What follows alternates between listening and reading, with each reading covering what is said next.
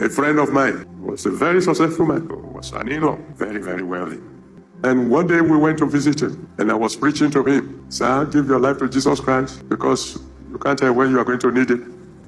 When I finished talking, he said, in-law. I said, sir. He said, follow me. And he took me through his mansion. After we gone around, and he brought me back to the sitting room. He said, in-law. I said, sir. He said, you say you have Jesus. I said, yes, sir. He said, do you have all these things? I said, no, sir. He said, go and preach to the poor. I don't need Jesus. I said, yes, sir. You don't argue with your in-law where I come from. Some months later, I was in Lagos. I arrived from the university.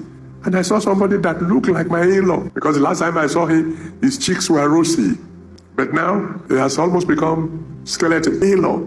He says, me. What happened? The treasurer of the company he works for colluded with the typist and other fellow. They got him to sign an approval for, I think, 10 million pounds in those days. Pounds, real pounds. After he signed, they added 10 because they planned the whole thing. So the one who was going to do the typing did whatever needed to be done.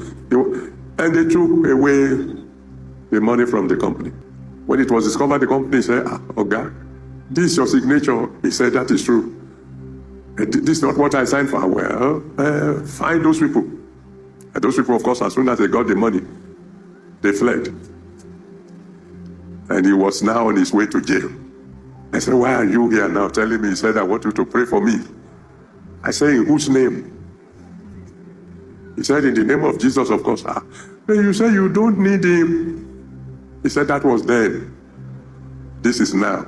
I convinced him, he gave his life to Jesus. I didn't even have to preach now. And we prayed. And miraculously, those who stole the money disagreed. And they were all arrested. You don't know when you are going to need Jesus. You don't know when you will have to, that the only way out for you will be that name. If it's not already in your boat, when the storm comes, you will have a problem. The elders have a saying. They said the cow that has no tail, it is God who will help that cow to chase away flies. What if that cow has no tail and yet has no God? There are many of us who we are like cows without tails. When the crisis comes, the only one who can solve a problem is the one whose name you have been calling.